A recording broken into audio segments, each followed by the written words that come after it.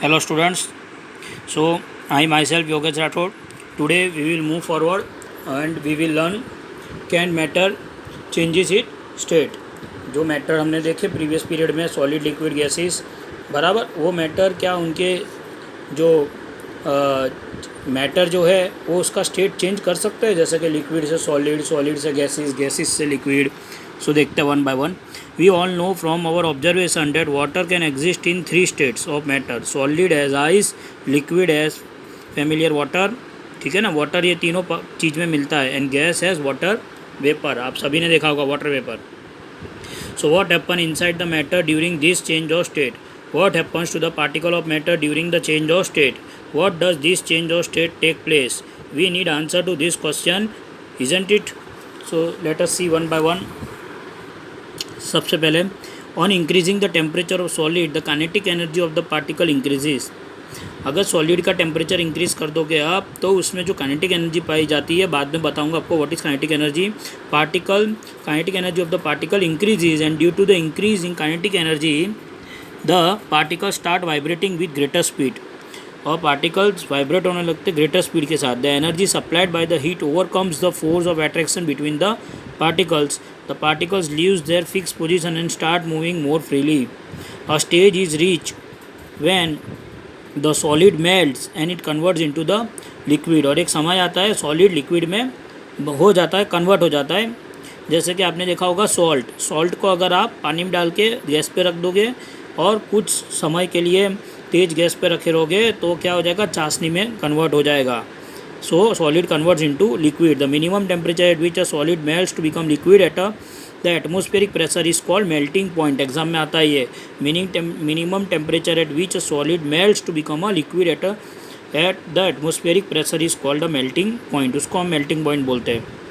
Melting point of a solid is an indication of the strength of force of attraction between the particle. The melting point of ice is 273.15 K बराबर. अब आप लोग ध्यान रखना है, melting point जो ice का होता है केल्विन, के मीन्स केल्विन, 273.15 केल्विन होता है. The process of melting that is change of solid state into liquid state it also known as fusion. तो अगर कोई पूछ ले फ्यूशन क्या होता है, so it is the process of melting that is change of solid into a liquid state is known as fusion.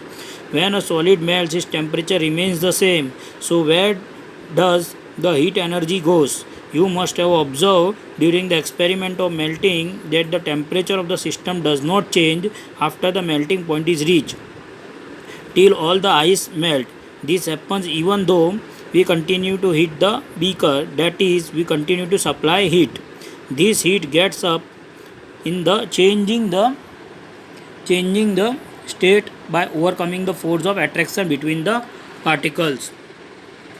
As this heat energy is absorbed by ice without showing any rise in the temperature, it is considered that it gets hidden into the content of the beaker and is known as latent heat.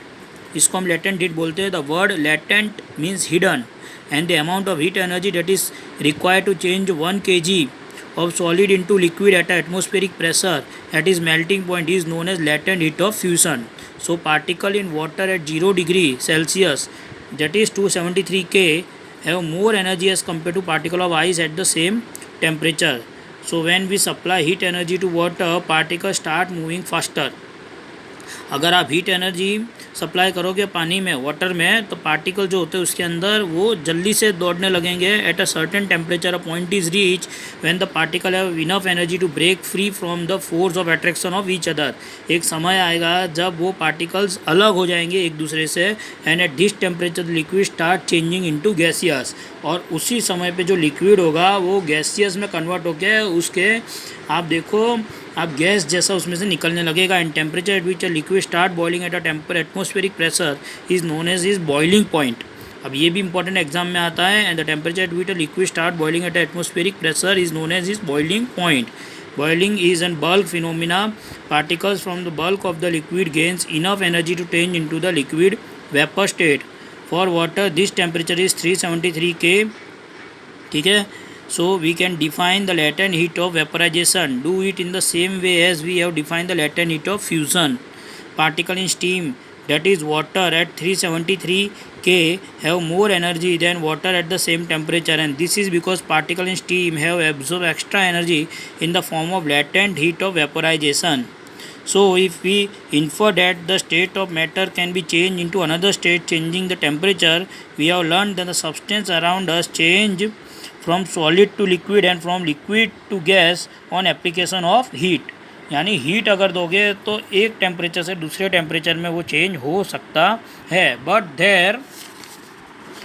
there are some important changes directly from solid state to gaseous state and vice versa without changing into the liquid state.